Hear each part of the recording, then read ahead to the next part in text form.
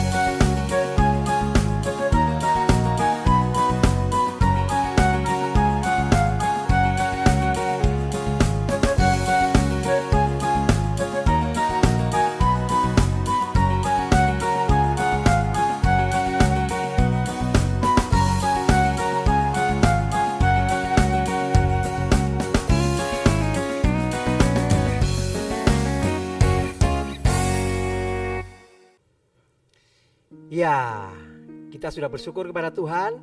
Sebelum kita melanjutkan ke ibadah kita lebih lanjut, ayo adik-adik kita lipat tangan, tutup mata, kita berdoa ya.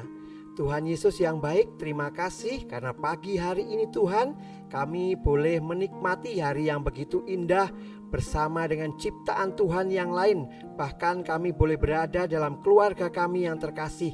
Terima kasih Tuhan untuk berkat-Mu pada pagi hari ini. Berkati kami Tuhan di dalam ibadah kami pada pagi hari ini. Di dalam nama Tuhan Yesus kami sudah berdoa dan mengucap syukur. Amin. Ya, adik-adik masih suka cita? Wah, puji Tuhan. Adik-adik, tahu nggak? Ketika manusia diciptakan, bahwa kita, saya, Kak Eko dengan adik-adik yang ada di rumah, kita semua adalah manusia yang sungguh amat baik. Dan kita diciptakan sungguh istimewa di hadapan Tuhan. Adik-adik masih ingat lagunya? Aku Istimewa? Yes, hebat. Masih ingat, luar biasa. Yuk kita berkaraoke lagi ya. Lagunya Aku Istimewa. Yuk.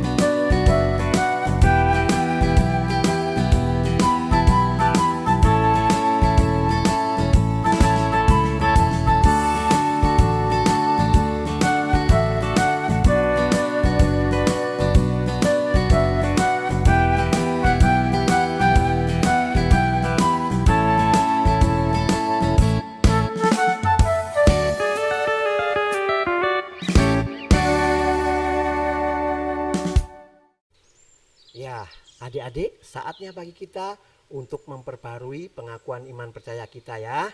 Yuk, sikap tegap seperti tentara. Kak Eko sudah kasih tunjuk di depan ya. Tangan kiri di samping kaki sebelah kiri. Ya, kita mulai ya. 1, 2, 3. Aku percaya kepada Allah, Bapa yang Maha Kuasa, Khalik langit dan bumi, dan kepada Yesus Kristus, anaknya yang tunggal Tuhan kita, yang dikandung dari Roh Kudus, lahir dari anak darah Maria, yang menderita di bawah pemerintahan Pontius Pilatus, disalibkan, mati dan dikuburkan, turun ke dalam kerajaan maut. Pada hari yang ketiga, bangkit pula dari antara orang mati, naik ke surga, duduk di sebelah kanan Allah, Bapa yang Maha Kuasa, dan akan datang dari sana untuk menghakimi orang yang hidup dan yang mati. Aku percaya kepada Roh Kudus, gereja yang kudus dan am, persekutuan orang kudus, pengampunan dosa, kebangkitan orang mati, dan hidup yang kekal. Amin. Ya, mari kita siapkan hati kita untuk menerima kebenaran firman Tuhan. Biarlah lagu ini boleh mengiringi kita untuk mempersiapkan hati kita mendengarkan kebenaran firman Tuhan. Aku ingin dengar cerita.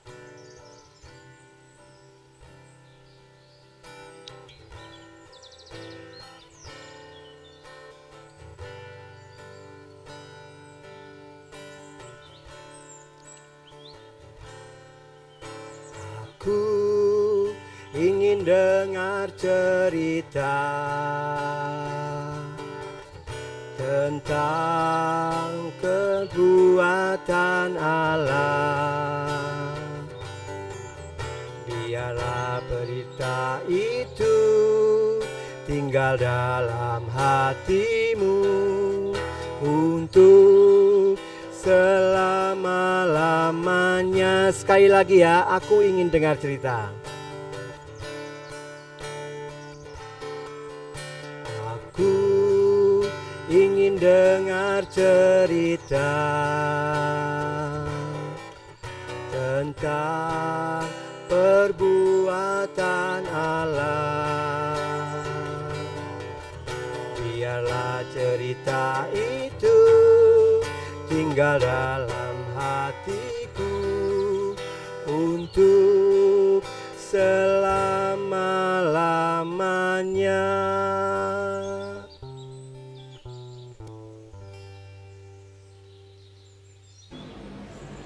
Nah, selamat pagi adik-adik. Tadi adik-adik sudah mendengar pujian dan penyembahan yang dibawakan oleh siapa? Pak Eko ya. Nah, adik-adik, sekarang kita akan mendengarkan cerita firman Tuhan. Mari kita berdoa dulu ya adik-adik ya. Yuk, tutup mata, lipat tangan.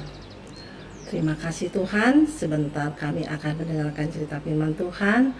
Pakai kami Tuhan untuk menjadi kemuliaan bagi nama Tuhan. Kami serahkan ibadah sekolah minggu hanya ke tangan dan pengasihan-Mu saja. Hanya di dalam nama Tuhan Yesus kami sudah berdoa dan mengucap syukur. Amin. Nah adik-adik, kita akan buka firman Tuhan. Coba adik-adik buka Alkitabnya ya.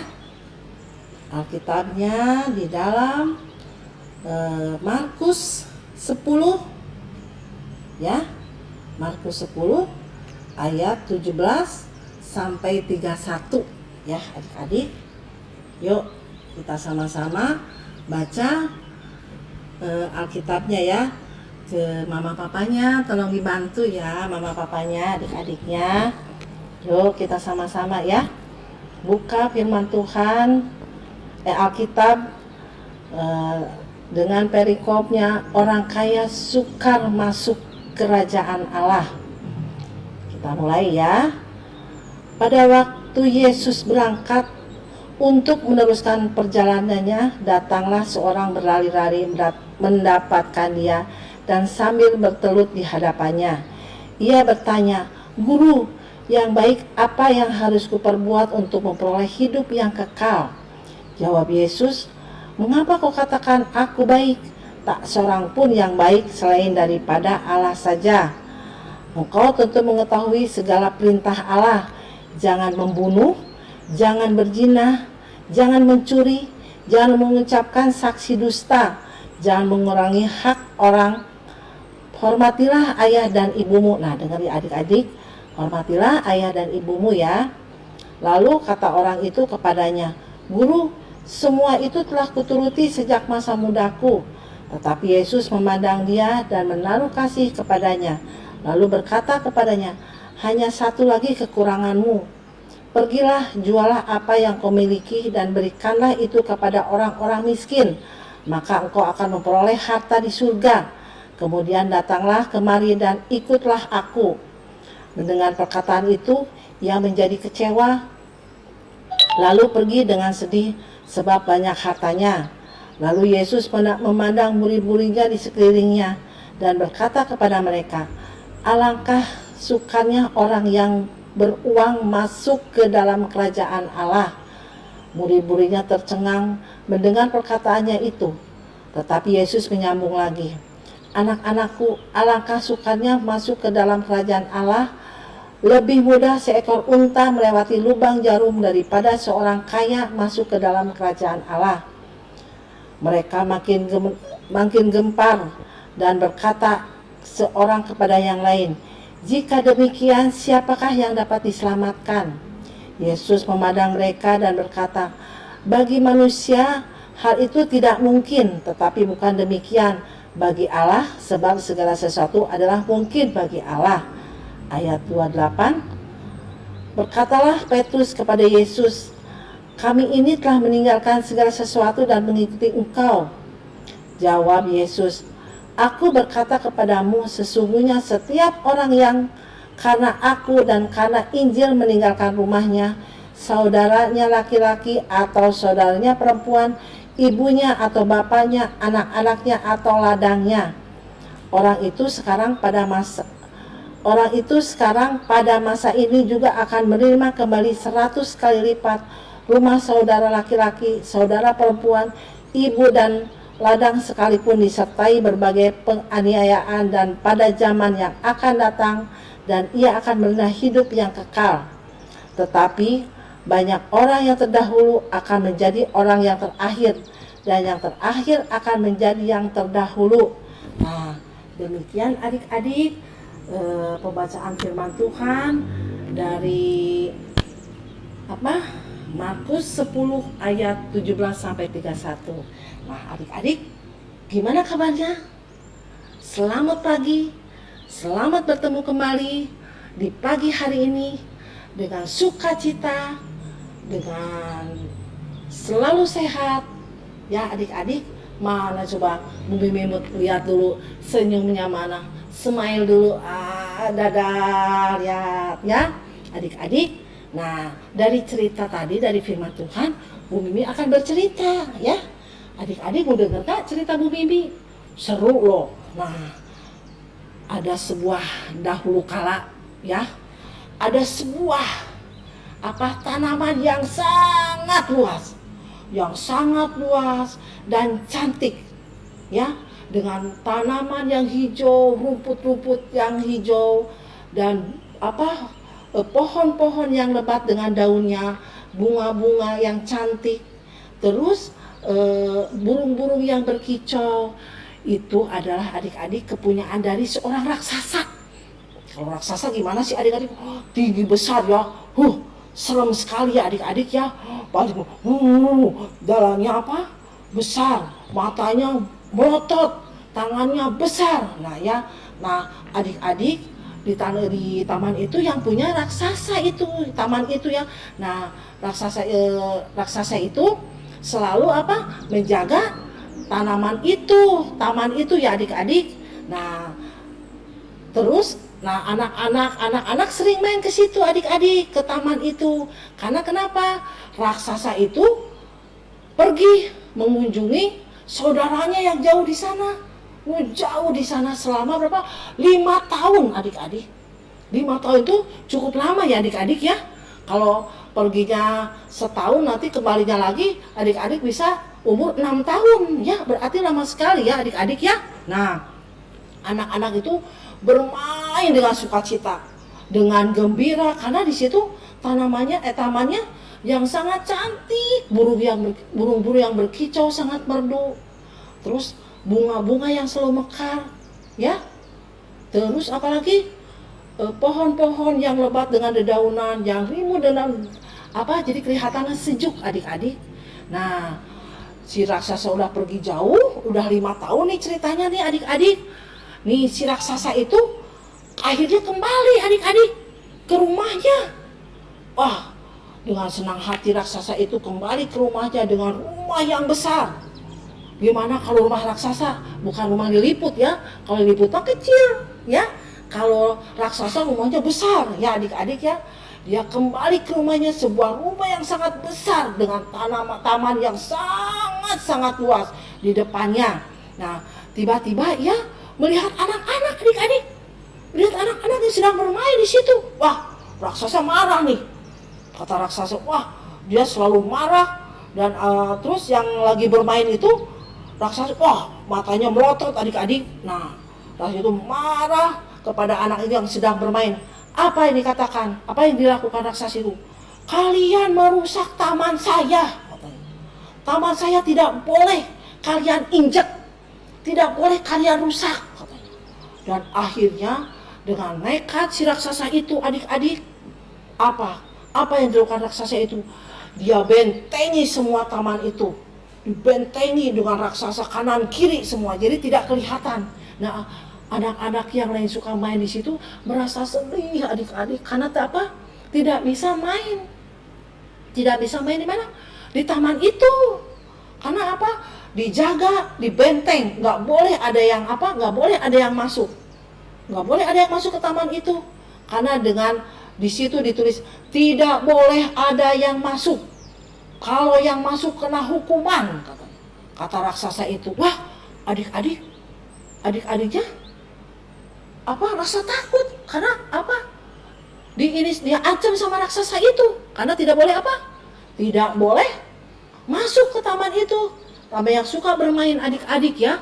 Nah, akhirnya adik-adik merasa sedih, lemas karena tidak bisa bermain. Karena tidak bisa bermain karena tidak diperbolehkan sama raksasa adik-adik. Kasihan ya kalau kita main, kita tidak diizinkan sama yang punya rumahnya itu, kalau yang punya taman itu. Nah, adik-adik, sudah lama pada suatu hari raksasa itu mendengar ada suara burung burung yang berkicau mengalun ya. Ternyata itu adalah suara burung kicau di depan jendelanya adik-adik, di depan jendela nah burung berkicau. Kata raksasa itu, aku sudah lama tidak mendengarkan burung kicauan yang sangat merdu. Dengan merdunya, nah adik-adik raksasa itu membuka jendela, dia liatin karena kan ditutup dengan di tembok ya dengan raksasa itu. Nah, terus kata raksasa itu bilang, apa yang terjadi dengan taman itu terasa sepi, terasa tidak mendengarkan kicauan burung, dengan sedihnya raksasa juga ya, tidak bisa melihat tanaman itu seperti mekar kembali, terus hijau kembali karena tidak boleh diinjak sama anak-anak yang bermain di situ ya adik-adik. Nah, adik-adik terus akhirnya raksasa itu menjadi sedih juga. Nah, akhirnya raksasa itu punya pemikiran gini katanya, wah kapan lagi ya ini taman ini bisa kembali lagi ramai katanya, bisa kembali lagi berceria adik-adik, terus burung berkicau lagi ya, kapan lagi ya. Akhirnya raksasa itu langsung dia hancurin lagi itu tembok yang udah dia bangun itu, dihancurin lagi sama raksasa itu ya, dihancur-hancurin lah sama raksasa itu. Dan akhirnya raksasa itu menyadari diri bahwa bahwa kesalahan atas egonya itu tidak baik ya. Tidak boleh apa? Tidak boleh merasa egois, mau menang sendiri ya adik-adik ya. Jadi raksasa itu sadar bahwa bahwa anak-anak yang waktunya untuk bermain, jadi dia boleh bermain lagi di situ dengan sukacita, dengan senang hati, dengan gembira.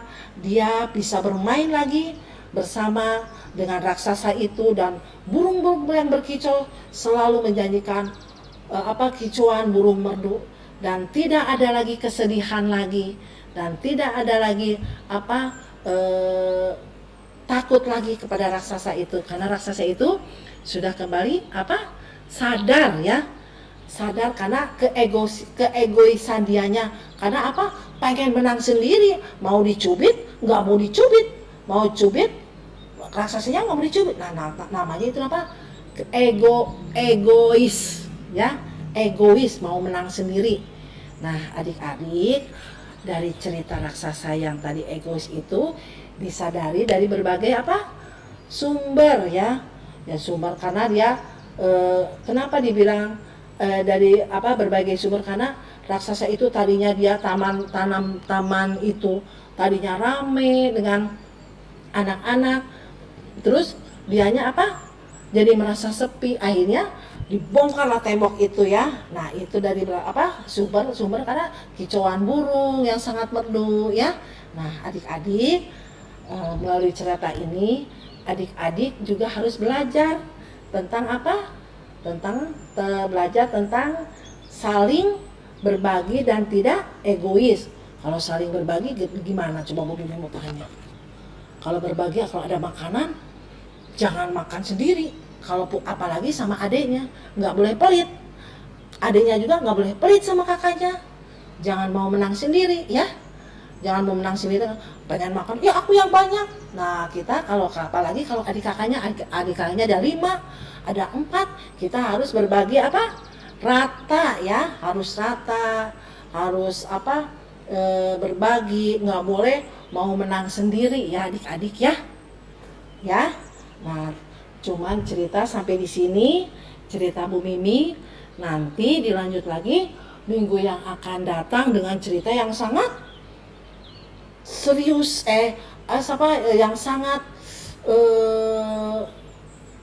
diberkati oleh Tuhan ya adik-adik ya. Nah adik-adik, jangan lupa ayat hafalannya dari Markus 10 ayat 21 ya adik-adik.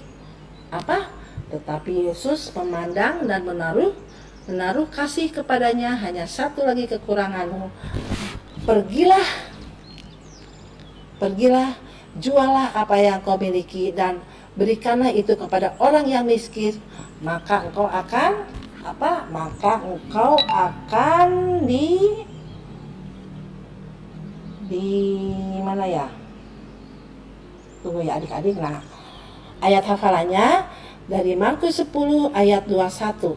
Tetapi Yesus memandang dia dan menaruh kasih kepadanya, lalu berkata kepadanya, hanya satu lagi kekuranganmu, pergilah jualah apa yang kau miliki dan berikanlah itu kepada orang-orang yang miskin, maka engkau akan memperoleh harta di surga.